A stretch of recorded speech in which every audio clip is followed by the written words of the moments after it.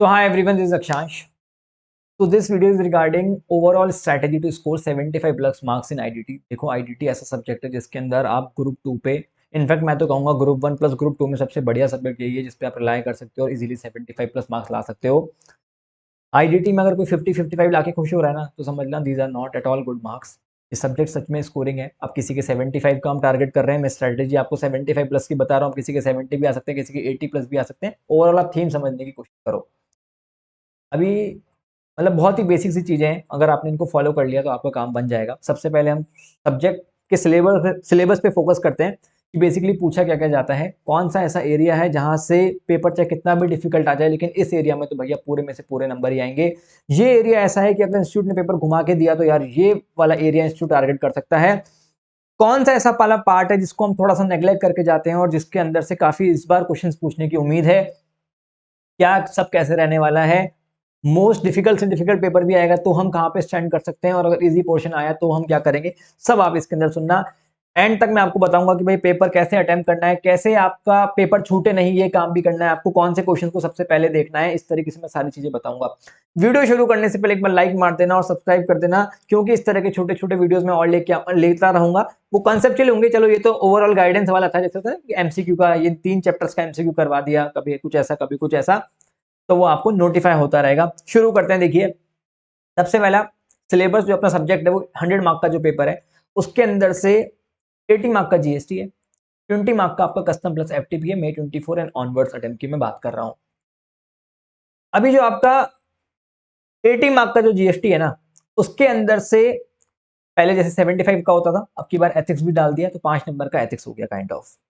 अब आप ये मान के चलना कि जो चैप्टर है ना, chapter number 11 demand and recovery assessment audit inspection, 13 appeals and revision offence and penalties advance ruling, liability to pay under certain cases, miscellaneous job work, accounts and record e way. अब आप बोलोगे इतने सारे chapter बोल दिए भाई, अरे बहुत छोटे छोटे। मेरा एक जीएसटी का यूट्यूब पे रिवीजन वीडियो पड़ा है 3 घंटे का, उसको देख लोगे ना आप। ये जो थ्योरी चैप्टर है ना 25 नंबर के थ्योरी चैप्टर आते हैं और आपके इसमें कभी नंबर कट ही नहीं सकते।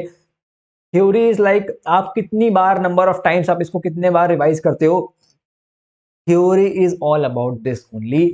अगर देखो लोग क्या करते हैं, इस पार्ट को नेग्लेक्ट करके जाते हैं। शर्म की बात है अगर थ्योरी में आपके 25 में से 15 भी आ रहे हैं ना तो समझ के चलना कि आपकी तैयारी में खोट है, आईसीए को गाली मत देना। थ्योरी ऐसा पॉइंट है ये, इसको अगर आपने वो रिवीजन वीडियो 3 बार सुन लिया ना, जिसका लिंक मैं डिस्क्रिप्शन बॉक्स में भी दे दूंगा, थ्योरी चैप्टर रिवीजन का, काम आपका पूरा सेट हो जाएगा। उसको 5 से 6 बार सुन लेना। अब आप बोलोगे 5 से 6 बार, अरे 3 घंटे का वीडियो उसको 1.5 की स्पीड में सुन लेना, गार्डन में घूमते हुए, रनिंग करते हुए, इसमें क्या फर्क पड़ रहा है भैया। अभी ऐसा नहीं है कि मैंने उसमें रटवाया है, it is just understanding part only, और उसमें मैंने साथ में क्वेश्चन भी करवाए, आपको काम हो जाएगा। जिन लोगों ने क्लास वगैरह ले रखा था उस टाइम बहुत अच्छे से करा था, अभी रिवीजन करोगे काम हो जाएगा। जिन्होंने और कहीं से भी क्लास लिया था कोई फर्क नहीं पड़ता, आप ये रिवीजन वीडियो देखोगे आपका काम सेट हो जाएगा। जो बोल रहे हैं सर हमने कभी भी क्लास नहीं लिया ना कभी कुछ किया, अभी थ्योरी करने का, आप उसको भी 4 बार सुनोगे, आप लोग 5 बार सुन लेना तो आपका काम सेट हो जाएगा।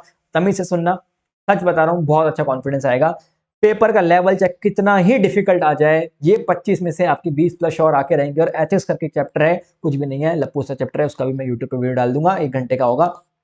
5 नंबर का ये 30 नंबर का जो टोटल पोर्शन है आपका, अभी कभी 30 का 32 हो सकता है, कभी 28 हो सकता है। हाँ तो 30 नंबर के एवरेज बता रहा हूँ, 30 नंबर का जो आपका पोर्शन है उसमें से आप 25 या उससे ज्यादा फॉर श्योर इजीली स्कोर कर सकते हो। How hard the level of paper is, उससे कोई फर्क नहीं पड़ता। अभी पेपर डिफिकल्ट बनता है तो कहां से बनता है, जैसे आप ये चैप्टर देख रहे हो ना, supply charge exemption place time value ITC registration tax invoice, है ना, ये जो चैप्टर है ये लगभग लगभग 50 मार्क्स के आसपास का वेटेज कवर करते हैं। जो थ्योरी वाला पोर्शन है वो मैंने आपको दिखाया, और जो सॉरी दूसरा ये जो आपके शुरू वाले 10 चैप्टर हैं और एक रिफंड हो गया चैप्टर नंबर 19, ये लगभग लगभग 50 नंबर का वेटेज रखते हैं। अभी देखो आईसी अगर पेपर डिफिकल्ट बनाता है ना तो इन्हीं में से क्वेश्चंस घुमाता है। जैसे अब देखो थ्योरी में तो क्या होता है कि आपके नंबर ऑफ रिवीजन ज्यादा होने चाहिए, वहां ज्यादा दिमाग नहीं लगता। थ्योरी एक बार इजीली समझ में भी आ जाती है, कोई दिक्कत भी नहीं है, और उसको 3-4 बार पढ़ लिया काम खत्म, क्वेश्चन देख लिए। कोई भी चैप्टर को तब तक कंप्लीट मत मानना जब तक आपने उसकी क्वेश्चंस नहीं कर रखे हो। क्वेश्चन जरूर से करने हैं आपको। क्लास जिन्होंने खुद खुद मतलब मेरे से लिए किसी और से लिए तो क्लासेस में आपने क्वेश्चंस करे होंगे। अभी आप जब रिवीजन करोगे ना तो आपने जब क्लास करी होगी, फर्स्ट जब आप रिवीजन करो तब तो एक बार सारे क्वेश्चन का रिवीजन करो। फिर जब पहली बार आप रिवाइज कर रहे हो ना तो उस टाइम उसी क्वेश्चंस को इंपॉर्टेंट देखो, 70% या 65% 65% क्वेश्चन ऐसे होते हैं जब हम पहली बार रिवाइज कर रहे होते हैं तो हमें देखते समझ में आता है कि भाई इसमें कुछ भी नहीं है, रिपीटेड क्वेश्चन है। 35% क्वेश्चन ऐसे होते हैं, 30% जो हमको लगता है भाई इसमें दम है, तो उस पे एक बार स्टार लगा लो कि सेकंड टाइम में इसको देखना है। अभी जैसे मैं बात करूं आईटीसी चैप्टर जैसा हुआ आपका, अभी इसमें से 50-60 क्वेश्चन है, इसमें से आपको 10 क्वेश्चन ऐसे लगेंगे कि भाई धांसू क्वेश्चन है। पहली बार आपने 50 के 55-60 जितने भी थे सारे कर लिए, 55-60 क्वेश्चन। अभी 10 क्वेश्चन ऐसे आपको लगे कि भैया बहुत जबरदस्त क्वेश्चन है, आपको उनको लिख के देखना है पहली बार में ही। ठीक है, आप जब उनको लिख के देखोगे उसमें से भी 10 में से 6 तो आपसे चलो पहली बार में लिख के करोगे तो आपको समझ जाएगा, लेकिन 4 ऐसे होंगे जो आपको लगेगा कि भाई बहुत भारी क्वेश्चन, मजा ही आ गया आपको। अब ऐसा नहीं कि इमीडिएटली उनको वापस से लिख के देखना है, 7-8 दिन बाद 10 दिन बाद वापस से उन 4 क्वेश्चन को लिख के देखना है। जब आप लिख के देखोगे ना तो आपको समझ में आ जाएगा कि भाई इस क्वेश्चन में ना ये पॉइंट बहुत तगड़ा है। अभी ओवरऑल रीडिंग करेंगे तो नहीं समझ में आएगा, लेकिन जब लिखने बैठे ना तो समझ में आया कि भाई इस पॉइंट का क्या रेलिवेंस है, यहाँ पे बहुत गलती कर रहा हूं मैं, को लगाओ स्टार। कई बच्चे बोलते हैं सर कितनी बार रिवाइज करना चाहिए, 3 बार कि 4 बार? फिर लोग ज्ञान देने वाले आएंगे बोलेंगे 4 बार में रैंक आता है, 3 बार में पास हो जाता है। अरे ऐसे नहीं होता है। अभी आपको लगता है कि टाइम ऑफ सप्लाई आपको इजीली समझता है तो उसका 2 बार रिवीजन भी चल जाएगा। आपको लगता है कि नहीं नहीं एग्जामिनेशन में बहुत ज्यादा मेरे को दिमाग लगाना पड़ रहा है तो उसका 3 बार चाहिए। आपको लग रहा है नहीं आईटीसी और भी भारी है, 4 बार, थ्योरी चैप्टर का 5 बार, ऐसे टॉपिक टू टॉपिक डिपेंड करता है। कोई ओवरऑल स्ट्रेटेजी नहीं होती ना, ओवरऑल स्ट्रेटेजी नहीं होती, वो पर्सन टू पर्सन डिपेंड करती है। अभी मेरे को ये चीज इजीली समझ में आ रही है डिमांड एंड रिकवरी, तो मैं इसको 2 बार में काम खत्म कर दूंगा। किसी थर्ड पर्सन को नहीं आ रही उसके लिए 4 बार। अभी आप कॉमनली दोनों को बोलोगे कि 3-3 बार रिवीजन कर, तो 3 बार रिवीजन शायद मेरे लिए ज्यादा हो सकता है, उसके लिए कम हो सकता है। समझ रहे हो? ऐसा नहीं करना, आपको आइडेंटिफाई करना है। और अभी एक बहुत मेजर डाउट ये भी होता है, सर एग्जाम से पहले समरी पढ़नी है, मतलब बुक पढ़नी है या क्वेश्चंस भी करने हैं? मंदबुद्धि जैसा डाउट है ये। अभी आपको समझ रहा है कि यार एग्जाम लायक मैंने क्वेश्चंस कौन से मार्क कर रखे हैं, यहाँ पे मैं गलती करता हूँ, तो 3 रिवीजन हो जाएंगे तो आपको ऑटोमेटिकली समझ में आ जाएगा कि किन किन क्वेश्चंस को एग्जाम से पहले देखना है, तो उन क्वेश्चंस को देख के जाओ। अभी जब आप बुक पढ़ोगे, किसी की भी बुक हो, जैसे ये समरी बुक है, इसको आप अगर पढ़ोगे, बुक देखते ही आपको समझ में आ जाएगा कि यार ये चीजें, तो जब आप एग्जाम से एक दिन पहले पढ़ रहोगे ना, हाँ इसमें कुछ नहीं है, इसमें कुछ नहीं, हाँ ये वाला पॉइंट इंपॉर्टेंट है, हाँ ये वाला पॉइंट इंपॉर्टेंट है, अपने आप समझ में आ जाएगा। ठीक है, तो पहला रिवीजन आपका इन डेप्थ होना चाहिए। जैसे अभी तो देखो काफी टाइम है, एग्जाम भी शिफ्ट होने की पूरी पूरी पॉसिबिलिटी है, काफी टाइम है, तो आप पहला रिवीजन तमीज से करो। मेरे ख्याल से पहला रिवीजन अगर आप आईडीटी का करोगे तो 12 दिन के आसपास आपके जाएंगे। ठीक है, उसमें आप क्वेश्चन भी करो, सब करो आराम से, 12 दिन मेरे ख्याल से बहुत है, 12 दिन में आपका काम हो जाएगा। ठीक है, और अभी मार्च चल रहा है जैसे, ठीक है, जो वीडियो आप बाद में भी देख रहे होंगे तो मान के चलो अप्रैल में हो, एग्जाम जून में हो रहे हैं या मई एंड में हो रहे हैं, काफी टाइम है, कर सकते हो। स्कोरिंग सब्जेक्ट है, अगर इसको थोड़ा टाइम दे दें और ये बढ़िया स्कोर बना दे, सब में एग्रीगेट बना दे तो क्या दिक्कत है। अभी पेपर डिफिकल्ट आया तो कहाँ से आएगा, हम इस वाले पॉइंट पे थे। तो ये वाले जो शुरू के चैप्टर है ना, कंप्लीटली कॉन्सेप्चुअल चैप्टर है भाई साहब। अगर आपके कॉन्सेप्ट अच्छे हैं तो कोई दिक्कत नहीं है, अगर आपके कॉन्सेप्ट गड़बड़ है तो दिक्कत ही दिक्कत है। अभी पेपर चाहे कितना डिफिकल्ट आ जाए, इंस्टीट्यूट टारगेट इन्हीं चैप्टर्स को करता है, मतलब जो 50 नंबर का ये पोर्शन है ना, इंस्टीट्यूट इसको टारगेट करता है। जो जीएसटी का थ्योरेटिकल पार्ट था 25-30 नंबर का वो, और कस्टम और एफटीपी जो 20 नंबर का था, इंस्टीट्यूट उसको टारगेट नहीं करता है, क्योंकि कर भी नहीं सकता। कस्टम में कब से कस्टम चला आ रहा है, अब नए क्वेश्चन क्या बनाएगा इंस्टीट्यूट, नहीं बना सकता। ठीक है, अभी उस पर भी आएंगे अपन। तो अब इंस्टीट्यूट को टारगेट करना होगा, इनको करेगा, ये 50 नंबर का ही पूरा खेल होता है, ऊपर नीचे जो करने का होता है। अभी देखो इनको क्या करना है आपको, पहली बार जब आप पढ़े थे क्लास में, जिससे भी आप क्लास लिए थे, मेरे से लिए थे, किसी और से लिए थे, तब आपके उस टाइम सॉलिड हो गए होंगे चैप्टर, आपने पढ़ा होगा, क्वेश्चंस करे होंगे। पढ़ने की ये स्ट्रेटेजी होती है, पहले चैप्टर पढ़ो फिर क्वेश्चंस करो। पर अब इतने दिन हो गए तो आपको लग रहा होगा कि भूल गए, कोई दिक्कत की बात नहीं है। आप यूट्यूब पे मेरी प्लेलिस्ट दे रखी है, इसके रिवीजन वीडियोस में जाके देखो, चाहे आप किसी से भी पढ़े हो, कोई फर्क नहीं पड़ता, आपको समझ में आएंगे, this I can assure you. ठीक है, आप उनको देखो। आपको लगता है नहीं नहीं मेरे को रिवीजन वीडियो की जरूरत नहीं, मेरे को खुद से हो जाता है, खुद से कर लो।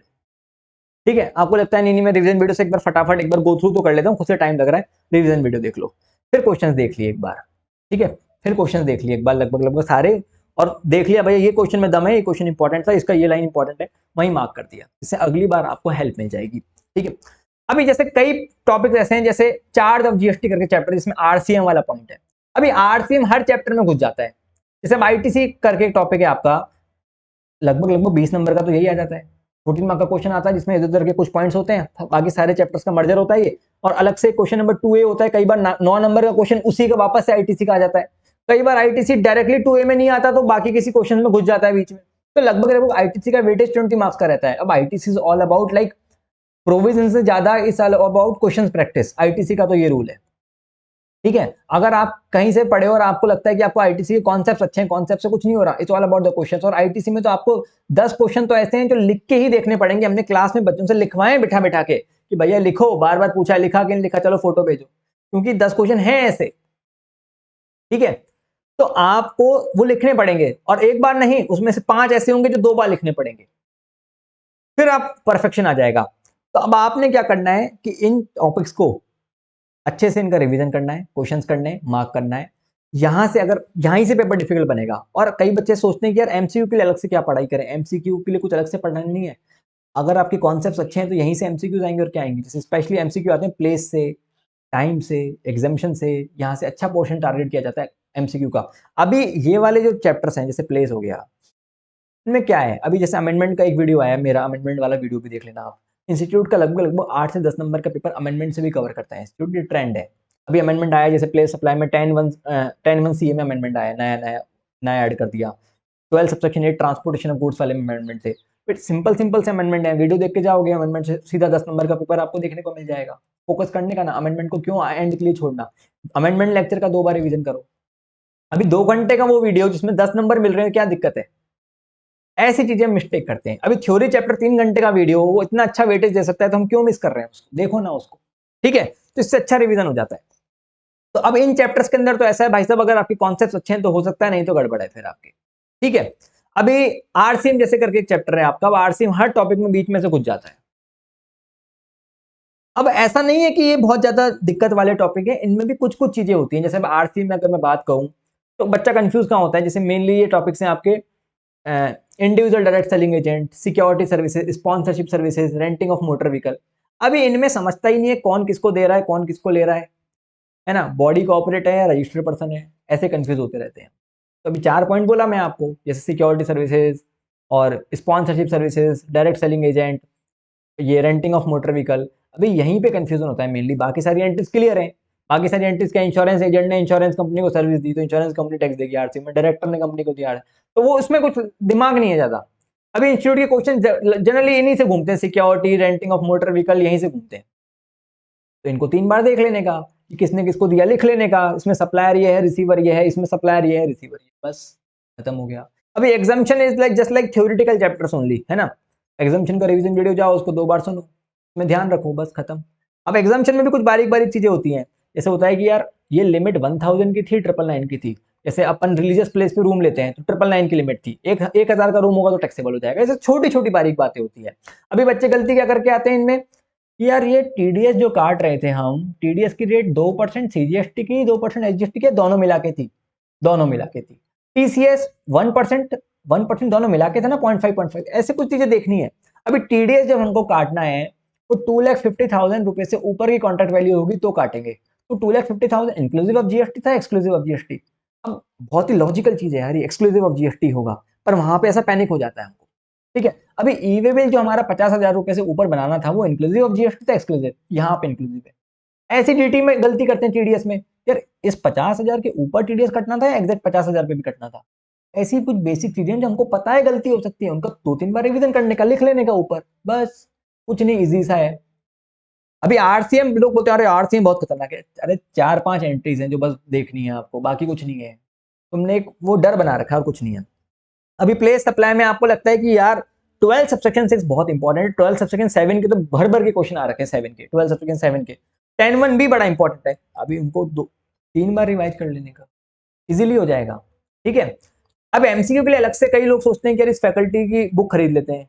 अरे आईसीआई के एमसीक्यू करो, मोर देन इनफ है। आप यूट्यूब पर डालो अक्षांश गर्ग एमसीक्यू, वीडियोस देखने का एंजॉय करो, उसके अलावा कुछ मत करो आप। मैंने वन सिंगल सिंगल एमसीक्यूज भी करवा रखे हैं, केस स्टडीज भी करवा रखे हैं, ऑल दो अब की बार 3 केस स्टडीज आएंगी। अभी समझना पेपर कैसे अटेम्प्ट करना वो भी बताऊंगा। तो आप ये वाले जो शुरू वाले चैप्टर है ना, इनके थोड़े कॉन्सेप्ट अच्छे करो, रिवाइज करो, डिपेंडिंग आपको कितनी रिक्वायरमेंट लगती है। ठीक है, अभी ये 30 नंबर में से जो थ्योरी वाला पोर्शन बताया मैंने, उसमें 25 नंबर तो फॉर श्योर आपके आने ही चाहिए। अभी कस्टम वाला पोर्शन उठा लेते हैं, 15 नंबर का कस्टम आता है, 5 नंबर का एफटीपी आएगा। 15 नंबर के कस्टम में जैसे आपका वैल्यूएशन हो गया, बैगेज हो गया, वेयर हाउसिंग हो गया, टाइप्स ऑफ ड्यूटीज और रिफंड, ये पांचों कर गए ना आप, तो मेरे ख्याल से 90% उम्मीद होती है कि आपकी कस्टम में 15 नंबर का पेपर यहीं से टॉपिक से आता है। अभी 10% किस्मत खराब हुआ तो भी 11 नंबर का टॉपिक तो यहां से आएगा ही। 4 नंबर का क्वेश्चन हो सकता है कोई उल्टी सीधी जगह से दे दे इंस्टीट्यूट। अभी 15 नंबर की कस्टम में से फॉर श्योर कैसा भी डिफिकल्ट पेपर आ जाए, क्योंकि कस्टम में कुछ इंस्टीट्यूट बना ही नहीं सकता, इतने सारे वही रिपीटेड क्वेश्चन है। 10 नंबर तो पक्के पक्के आएंगे, तो 25 नंबर तो उधर थ्योरी में से, 30 में से, और इधर 15 में से 10, 35 तो कहीं नहीं जा रहे आपके, चाहे कैसा भी डिफिकल्ट पेपर हो। यहां तो अगर आप गलती कर रहे हो ना, 45 में से 10 नंबर मैंने काट दिए, चलो कोई गलती हो जाए, फिर 45 में से 35 भी नहीं आ रहे तो समझ लो खुद में ही कमी है। अभी जो बचा हुआ पोर्शन है वो आपको अच्छे से देखना है एक बार। वो भी इनसे, अरे बच्चों के बहुत इजीली नंबर आते हैं, 80 प्लस नंबर भी आते हैं आईडीटी के अंदर। अभी ये बचा हुआ जो पोर्शन है इसको आप थोड़ी प्रैक्टिस करनी है। आईटीसी के कुछ स्पेशल क्वेश्चंस हैं, जैसे मैंने क्लास में तो मार्क भी करवाए थे कि भैया पूरी आईटीसी में आपको 8 क्वेश्चन देख लोगे ना आप, पूरा आईटीसी कवर्ड है, काम खत्म। ठीक है, तो आपने जो मार्क कर रखे हैं मैं बाद में इंपॉर्टेंट क्वेश्चन की लिस्ट भी निकाल दूंगा, आप देख लेना। आप वो कर जाओगे ना, मोर देन सफिशिएंट है, इजीली आपके नंबर बन जाएंगे। अब यार ये सब्जेक्ट जब इतना अच्छा नंबर दे रहा है तो थोड़ी सी इज्जत देके इसको अच्छा स्कोर कर ही लेते हैं ना। फिर इंस्टीट्यूट का कई बार ऐसा भी होता है, जैसे किसी बच्चे के एक सब्जेक्ट में 75 आ रहे हैं, अब डीटी में 38 आ रहे हैं, 37 आ रहे हैं, इंस्टीट्यूट बोलता है बढ़िया बच्चा है, पास कर देते हैं बोनस देके। अरे तुमको मजाक लग रहा है? ऐसा होता है। दूसरे सब्जेक्ट के मार्क्स से भी फर्क पड़ता है कि किसी से आप मंगाना कभी कॉपी, आपके डॉट जब भी आपके 40 नंबर होते हैं ना, आप कॉपी मंगाना, आपके 40 नहीं मिलेंगे, आपको कॉपी में 38, 37, 36 ऐसे नंबर मिलेंगे। डॉट 40 वाले, इसका मतलब बहुत अच्छी पॉसिबिलिटी होती है कि इंस्टीट्यूट ने उनको खींच के पास किया है। ठीक है, तो दूसरे सब्जेक्ट के मार्क्स से अच्छे नंबर है एक सब्जेक्ट में, दूसरे सब्जेक्ट के मार्क्स में भी फर्क पड़ जाता है फिर। तो अब जैसे एफटीपी की बात करते हैं, अब एफटीपी 5 नंबर का होता है, उसकी कोई गारंटी नहीं है। कभी हो सकता है कि 5 में से 5 आ जाए, कभी 3 आ जाए, कभी 2 आए, पर 2 तो आ ही जाते हैं। ठीक है, तो एफटीपी थोड़ा काफी इन डेप्थ है, लेकिन मेरा एक वीडियो है उसको भी देखोगे तो आपका काम बन जाएगा। तो देखो कस्टम प्लस एफटीपी 20 नंबर का है, जिसमें कस्टम 15 नंबर का, इजीली आपके 15 नंबर आए जा सकते हैं, 11 नंबर तो फॉर श्योर आ सकते हैं आपके। ठीक है, तो कस्टम प्लस एफटीपी 20 में से आप 15 के नंबर, 14 से 15 तो बेकार से बेकार सिचुएशन में आप स्कोर कर सकते हो, 14 से 15 नंबर। जीएसटी थ्योरी में आराम से 30 में से 25 आप यहाँ पे स्कोर कर सकते हो। 40 नंबर का जो पेपर है ना आपका, वो भी मैंने काट के बताएं 40 नंबर आपको, 55 में से 40 नंबर बता रहा हूँ मैं आपको। ये तो ऐसे हैं आपके, जो आपका कैसा ही पेपर हो जब आप स्कोर कर सकते हो 40 नंबर। तो अभी जो प्रैक्टिकल वाला पोर्शन है वो आपको देखना रहेगा। यहाँ अगर आपने सही जगह से पढ़ा होगा और ध्यान से पढ़ा होगा तो आपके कॉन्सेप्ट सही रहे होंगे, इजीली रिवाइज करोगे, क्वेश्चन की प्रैक्टिस करोगे, काम हो जाएगा। ठीक है, अभी सवाल ये आता है कि पेपर प्रैक्टिस, पेपर कैसे पूरा करना है। देखो जब आपने ये पूरा एक बार कर लिया ना सिलेबस, तो उसके बाद आपको 2 से 3 मॉक लिख के देखने हैं, अभी तो टाइम भी है। अब देखो मॉक से क्या होता है कि एक तो एग्जाम से पहले जो हमें नर्वसनेस एंग्जाइटी होती है ना, वो दूर हो जाएगी हम, क्योंकि आदत पड़ जाती है पेपर लिखने की। दूसरा पेपर छूटने की दिक्कत जो होती है वो हट जाएगी। अभी जो क्लास टेस्ट जो होते हैं ना, कई बच्चों के करते हैं ना जो चैप्टर वाइज टेस्ट, इस कॉन्सेप्ट पे फोकस मत करो, ये बच्चों वाले काम है। क्लास टेस्ट क्या होता है, बच्चे हो गए तुम दूसरी क्लास के, क्लास टेस्ट कुछ नहीं, एक बार पूरा सिलेबस खत्म करो और उसके बाद मॉक लिख के देखो। मॉक लिखोगे ना, तुम्हारी गारंटी 10 से 15 नंबर का तुम्हें इंप्रूवमेंट मिलेगा एग्जिस्टिंग नॉलेज के साथ ही। तुमको समझ में आ जाएगा बहुत सारी चीजें, मैं गारंटी से लिख के दे रहा हूं तुम्हें। तुम मॉक लिख के देखना, क्या जा रहा है तुम्हारा 3 घंटे का जो पेपर है, एग्जाम में भी तो बैठोगे ना उस दिन, बैठोगे कि नहीं बैठोगे? उससे पहले 2 पेपर लिख के देखो, 2 से 3 पेपर, सच बता रहा हूँ बहुत हेल्प मिलेगी तुम्हें, तुम्हारी रियलिटी तुम्हारे सामने आएगी। अभी जब जनता के सामने, सबके सामने रियलिटी आएगी 100 में से 45 नंबर, उससे अच्छा ना अकेले में देखो फिर 45 को 60 कैसे करना है।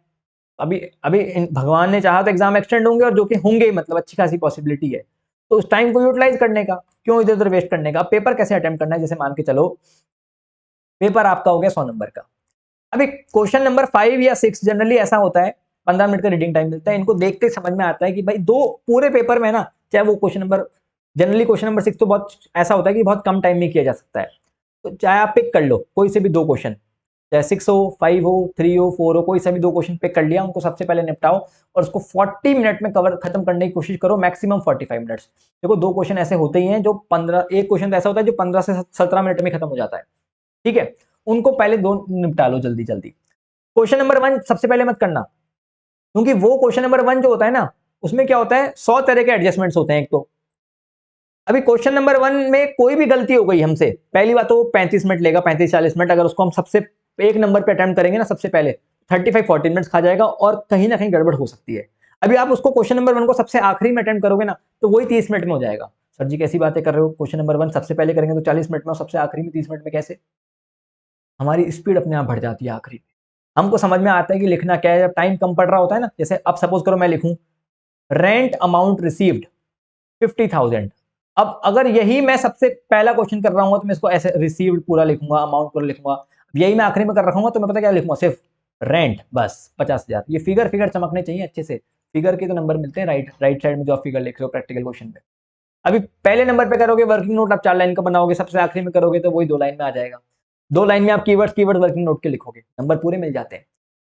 तो क्वेश्चन नंबर 1 सबसे लास्ट में अटेम्प्ट करना है। अब 2 क्वेश्चन अटेम्प्ट कर लिया अगर आपने 40 से 45 मिनट में, तो आपको कॉन्फिडेंस आ जाएगा कि भैया अभी तक 2 क्वेश्चन हो गए और अभी तो काफी टाइम है। फिर आपको एमसीक्यू को केस स्टडी उठानी है। अभी 3 केस स्टडी आएंगी, लोग कहते हैं, ज्ञान देने वाले लोग बोलेंगे आपको कि 30 मिनट में केस स्टडी खत्म हो जानी चाहिए, मतलब 10 मिनट की एक स्टडी नहीं हो सकती, हम कोई रोबोट, हम कोई इतने टैलेंटेड है ही नहीं। तो अभी मैं मान के चलता हूँ 40 मिनट तो जाएंगे जाएंगे, हो सकता है कोई केस स्टडी 10 मिनट में हो जाए तो कोई 15 मिनट ले ले, depending upon the nature of the case study. अब ये 10 मिनट जो एक्स्ट्रा लग रहे हैं केस स्टडी में कहां से आएंगे? ये जो 2 क्वेश्चन आपने शुरू में जल्दी जल्दी निपटाए ना, ये वहीं से आएंगे। जल्दी जल्दी का मतलब है कोई गलती मत कर देना, ठीक है। अब वहीं से वो टाइम आएगा। अभी पूरे पेपर में जैसे 6 क्वेश्चन होते हैं, अभी पहला जो क्वेश्चन होता है वो आपका लेता है 35 मिनट्स के आसपास, ठीक है, एवरेज टाइम उसका है। अब अपन उसको आखिरी में करेंगे तो 30 मिनट में हो जाता है। फिर 2 क्वेश्चन ऐसे होते हैं जिनका एवरेज टाइम 30 मिनट्स के आसपास ही रहता है, और 2 क्वेश्चन ऐसे भी होते हैं जिनका एवरेज टाइम 20 से 25 मिनट रहता है। तो कोई लकीर की फकीर नहीं है कि हर क्वेश्चन को 30 मिनट देने घड़ी देख के, नहीं। हो सकता है कोई क्वेश्चन 35 मिनट ले तो कोई 20 भी ले सकता है। तो आपको सबसे पहले छोटे क्वेश्चन आइडेंटिफाई करने जिसमें आप कॉन्फिडेंट हो। फिर आप बीच वाले जो क्वेश्चन होते हैं, जैसे लगभग क्वेश्चन नंबर 2 ऐसा होता है जो लेता ही है थोड़ा सा टाइम, है ना, या क्वेश्चन नंबर 3 ऐसा होता है जो थोड़ा सा टाइम खा ही जाता है। तो आप उसको अपना टाइम दो 30 मिनट का, और एमसीक्यू के लिए आप 40-45 मिनट अलग से निकाल के रखो। कोशिश करो कि यार एमसीक्यू के लिए 40-45 मिनट निकाल के रखें, क्योंकि एमसीक्यू स्कोरिंग होते हैं यार, ठीक है। क्वेश्चन नंबर 1 एंड में करो, और मॉक लिखोगे तो आपको क्वेश्चन अटेम्प्ट करना भी आएगा, लिखना भी आएगा। कौन से क्वेश्चंस आप इजीली, वो इसी स्ट्रेटेजी से आप मेन एग्जाम मॉक लिखो जैसे आप मेन एग्जाम लिखते हो, काम आपका बन जाएगा, ठीक है। बड़ा अच्छा पेपर है, बड़ा स्कोरिंग पेपर है। फिर भी if you need any help कभी भी, तो आप कमेंट बॉक्स में लिखो। आपको आगे भी किस तरह की वीडियोस चाहिए, लाइक शॉर्ट्स होते हैं ना बहुत सारे की वीडियो, सर एमसीक्यूज की वीडियो बनाओ, या इस कॉन्सेप्ट का वीडियो बनाओ, इस टॉपिक का वीडियो बनाओ, आई विल डू इट, है ना। बट इस बार निकाल दो खत्म करके, वैसे भी तुम्हें एडिशनल टाइम मिल गया खूब, अभी मिल जाएगा, मतलब पेपर अगर एक्सटेंड हुए तो। फिर भी पास नहीं हुए तो घर वाले और गाली देंगे, वो बोलेंगे भैया टाइम भी मिल गया एक्स्ट्रा, फिर भी नहीं हो रहा पास, तो कैसे ही पास होगा, ठीक है, खुद को भी बेकार लगेगा। अभी मेहनत करके सीरियस होके खत्म करो अब की बार, और ये स्ट्रेटेजी फॉलो करो। आईडीटी में थ्योरी को बार बार थोड़ा रिवाइज करो ज़्यादा। ऐसा कुछ नहीं होता कि 5 बार रिवाइज कर लेंगे चैंपियन बन जाएंगे, नहीं। Depending upon the case to case. जैसे मेरे को ऑडिट में दिक्कत आती थी तो मैं ऑडिट को बहुत पढ़ता था, ठीक है। मेरे को लगता था कि नहीं भैया मेरे को इस सब्जेक्ट में दिक्कत कम आ रही है, मेरे को लाइक सपोज एसएफएम में दिक्कत कम आ रही है, तो एसएफएम को 3 रिवीजन में भी काम हो जाएगा। अभी आईडीटी भले ही आपको कॉन्फिडेंट हो, 55 वाली स्थिति हो आपकी, लेकिन आप उसको 75 पे लेके जाओ, थोड़ा सा और एक्स्ट्रा एफर्ट देके। थ्योरी वहां से देखो, कस्टम वगैरह देखो, और अगर आपको लगता है कि नहीं भैया सब कुछ भूलते जा रहे हैं, तो अभी आई एम प्लानिंग कि मैं कोई एक एक्सप्रेस बैच करके निकालूं, बहुत बच्चों का डिमांड है। तो एक्सप्रेस बैच करके वो 50 आवर्स के अंदर उसमें आपको पूरा का पूरा कॉन्सेप्ट प्लस क्वेश्चन करवा दें। तो आप अभी निकाला इन केस अगर, तो आप उसको भी ज्वाइन कर सकते हो, ठीक है। चलिए, कुछ भी लगे तो मुझे बताना, पसंद आया जरूर लाइक दिस वीडियो, और सब्सक्राइब जरूर कर लेना, ठीक है। चलिए, थैंक यू।